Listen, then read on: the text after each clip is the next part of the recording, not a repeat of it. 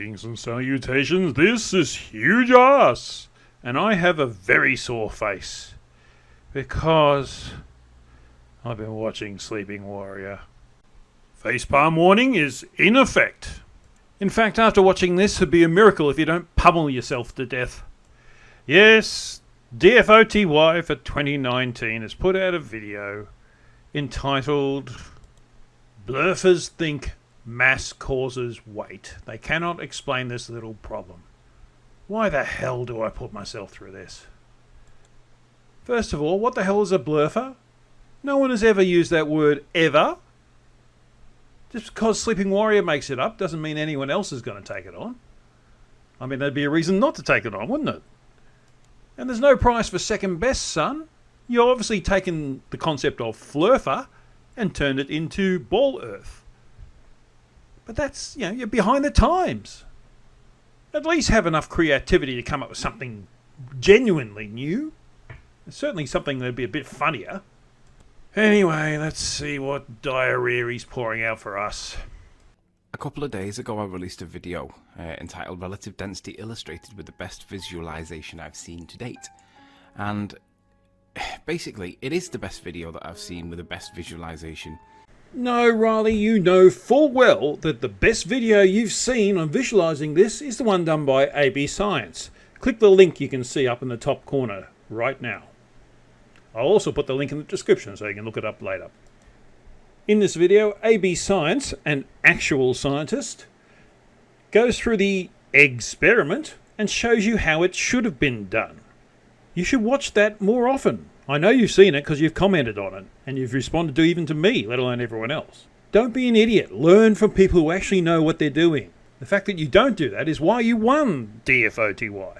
In short, what the video demonstrates is that this guy is demonstrating what goes on with my egg. Because he demonstrates how the pressure gradient works. Now, he uses a sealed gas container to demonstrate it, because obviously if he takes the lid off the container, the gas will escape. But he demonstrates what is the reason that the egg moves, and why it moves the way that it does. Obviously, sealed container, gas pressure's bouncing off the surface of the thing here. The gas moves, the egg moves in this gas because of the pressure around it. Now, by the by, at the moment, that doesn't make too much of an issue, okay? If you're a Blerfer, you totally understand this because you practice in empirical science and you understand why this does the way it does. Bullshit! No Flurf has ever practiced imperial science. No Flurf has understood anything. If they did, I wouldn't have a channel. I have no one to talk about. You also understand that there is no downwards bias. Gas go down, go boom boom. Gas go down, go boom boom. If you're a Blerfer, however, you have a problem because aside from the fact that mass doesn't do anything in your model, relative mass certainly does. But you don't teach children that, do you? You teach children that mass is just a scalar, it does nothing, and that's lying by omission because you're not telling them that when it's relative to another mass, then it does do something. What did he say? So at this point, I'm just confused. He's made 4 points in particular there. Mass doesn't do anything in your model. Well, mass does lots of things. First of all, mass attracts mass. Second of all, mass maintains momentum. F equals ma.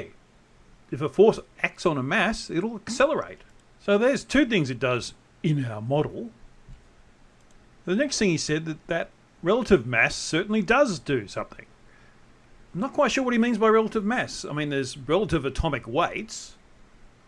And obviously, if object A has a certain mass and object B has twice that mass, then object B is relatively twice as massive as object A, and object A is relatively half as massive as object B. So what does that do? Riley seems to think that does do something. Obviously, there will be attraction between the two because they're different masses, but they don't have to be different masses. It'd still be attraction. And it might be infinitesimally small, but it'd still be there. The next thing he said is that we teach children that mass is just a scalar that does nothing. Well, I guess it's a scalar in the sense that every object has mass, and so therefore it has a certain amount of mass, and scalar in that sense. But as I said earlier, mass attracts mass, and mass is important in momentum and acceleration. And then he accuses of lying by omission because we're not telling him that when it is relative to another mass, then it does do something. Well, first of all, explain what you mean by relative. Second of all, say what it does. If you're talking about mass attracting mass, well, then your whole premise is just nothing. Anyway, on with the stupid. As my egg demonstration shows. Anyway, on this message started by Truth Police, basically I'll just scroll down slowly. This guy called Defo Bryso starts up, and I have a good back and forth with him, and basically we get to a point where, let's just start it at the bottom, a bit further down, it's about there. We get to a point where we're talking about how mass is addressing, or how mass is the explanation, and he brings up this picture.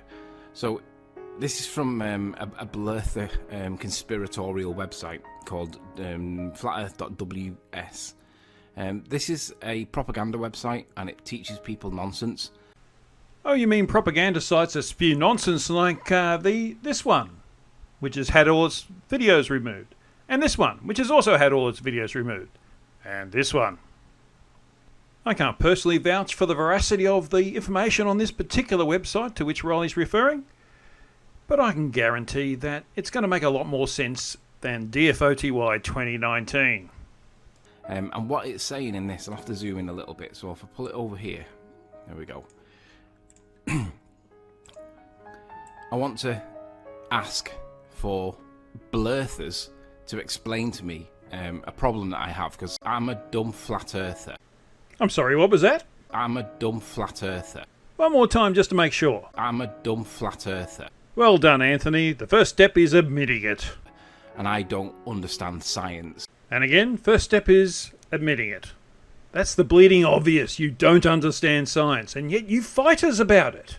People like me and FTFE and PhD Tony and Professor Phil Bell, we all have degrees, qualifications. We've studied for years on these topics, and you come along and say we're all wrong based on pretty much nothing.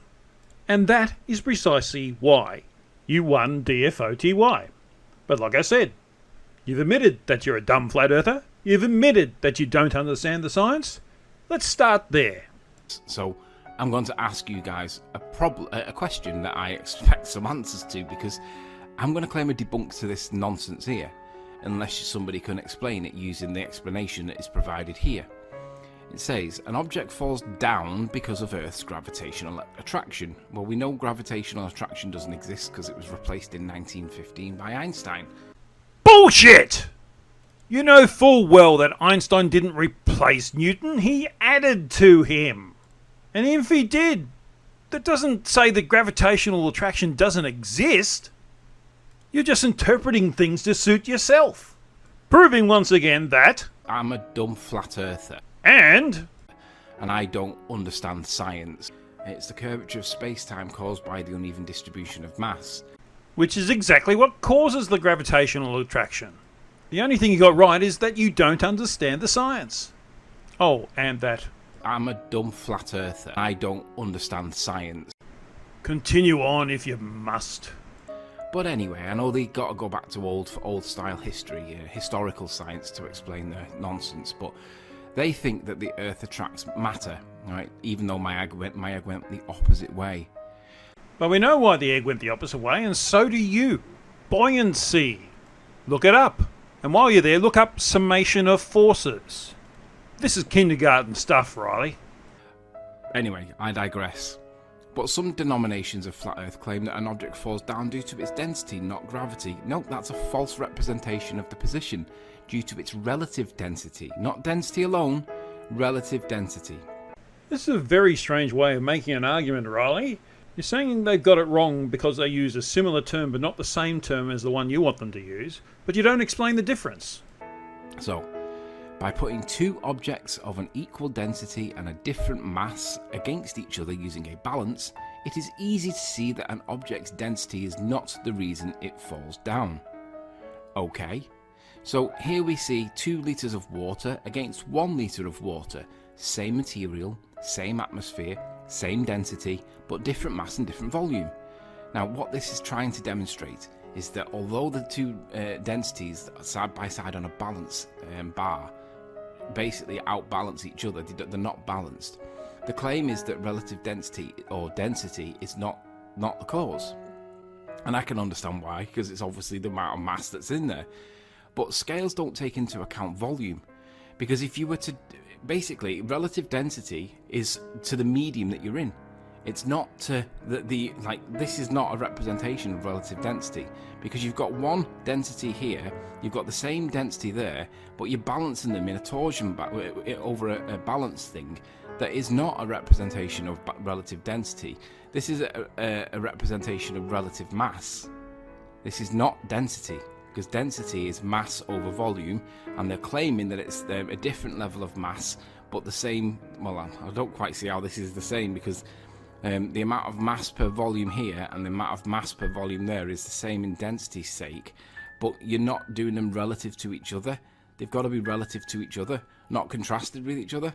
So this is essentially a misrepresentation, because it isn't demonstrating relative density. It's demonstrating relative mass. You're clearly getting yourself very confused.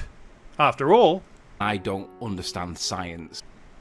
So I think the easiest way to explain this is to show Mr. Sensibal's video, because he explained it very, very well. What we got here is a simple balance with a little hook at each end that I've made. As you can see, it's balanced. Next, we're going to use some cheese. There's cheese in a bag at each end. It's not quite enough on the one to the right, so let's add a little bit more. Get that in there. I think as near as damn it, that's balanced. Okay, so I don't know how much is in each one. It doesn't matter. They've both got the same density, and they're both pulling their end of the balance down. So, Mr. Riley, your disequilibrium density, well, those are both equal density, so I guess that's why they're balanced. Let's try something. Here's the bag of cheese from the right hand end of the balance. What shall we do with it? I know. Let's increase its density and make it into one solid lump. And there you go. One solid lump of cheese. Let's try and make it even more.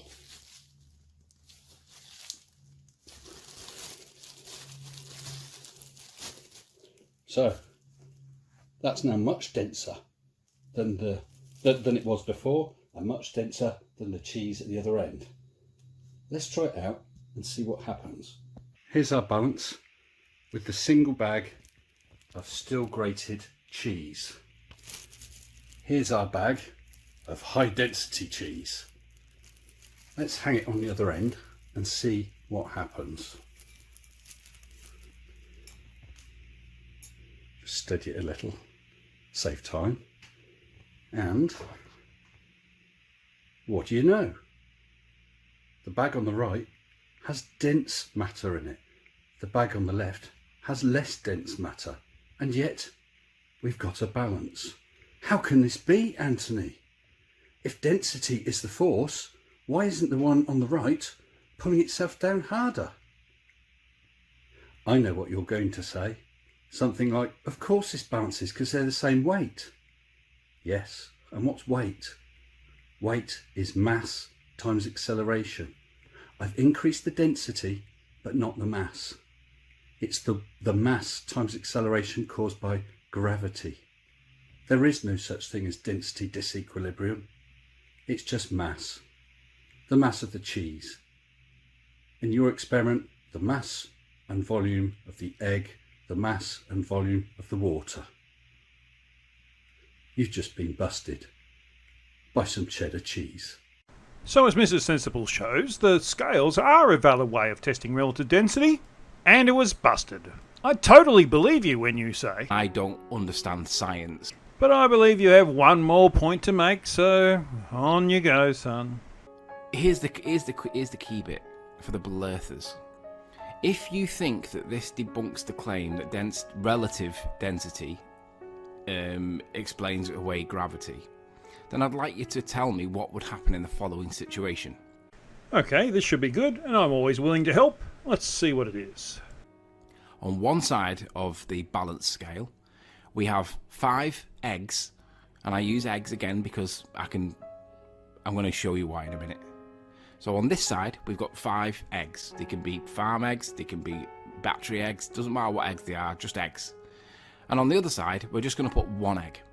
Now, on this balance bar, 1 egg on one side is going to go up in the air. 5 eggs down here is going to go down towards the ground, because the mass of the 5 eggs is greater than the mass of here.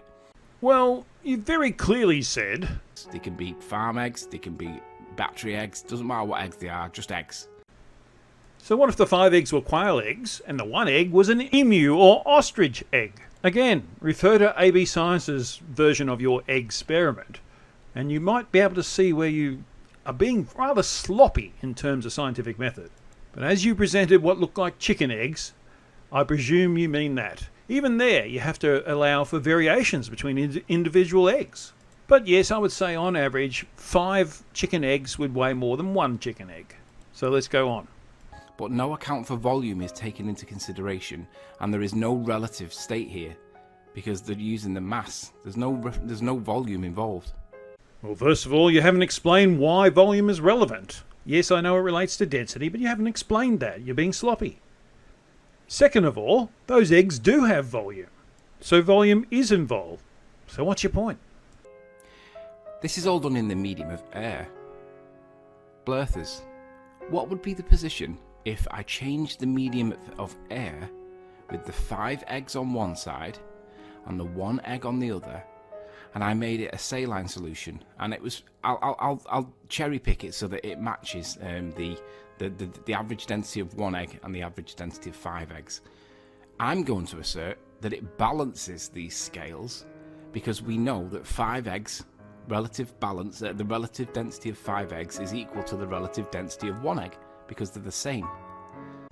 No, Anthony, if you made the solution the same density as the eggs, they wouldn't move. There's no potential difference. You probably meant to say that if you made the solution denser than the eggs, then things would change. And I would agree with you if that was the case, but that's not what you said, is it? Regardless, the reason it would change if the solution was denser is buoyancy. What causes buoyancy? Gravity, you fucking retard! Gravity! Have you ever heard of fucking gravity? Gravity! Gravity! So, if you guys think that mass is the reason why these scales are distorted, like we're unbalanced, how would you answer the question if there were 5 eggs on one side and 1 egg on the other side, and they then balanced in brine water? How would you address that in mass? Because according to your explanation here, mass is the reason why these are wonky. So therefore, if I change the density of the medium, it should stay the same, because mass is double on one side or 5 times bigger on one side, and it shouldn't balance out. So all that tells me is that you actually haven't done your own proposed experiment, because if you had, you'd know you're wrong. Why go on the internet and spout rubbish without even having to test it yourself? But Blerfers absolutely realise what's going to happen, because your 5 eggs are going to become the same as the 1 egg, because relatively dense to each other they are the same, to the medium, relative to the medium. And yet they haven't done the test for themselves. And the reason I know that is because if they had, they'd know they're wrong. What's wrong, Anthony? Scared you might find out you're wrong? Do the test yourself. Put 5 eggs in a saline solution, the same density as the eggs. Do the same for 1 egg and see what happens. So these scales are going to balance, aren't they? So what's the explanation if mass is supposed to be the cause? I'm pretty sure I've covered that earlier in this video. I hope you were listening. As is typical, you got yourself worked up about something that you don't understand. I don't understand science. Instead of arguing from a position of utter ignorance with people who do understand, why don't you try to learn from them instead? Thank God that's the end of the video. My face is absolutely red raw from all the face pumping on that one. The corgi is warming up, so if you like this video, please give it a like. If you like what I do in general, please click the subscribe button and don't forget the bell notifications. If you're a longer term supporter of my work, you might like to buy me a cup of coffee on the KO-FI website. There's a link in the description. This is a one-off donation, and I'm grateful to everyone who has done so. So there's nothing left to do but cue the corgi.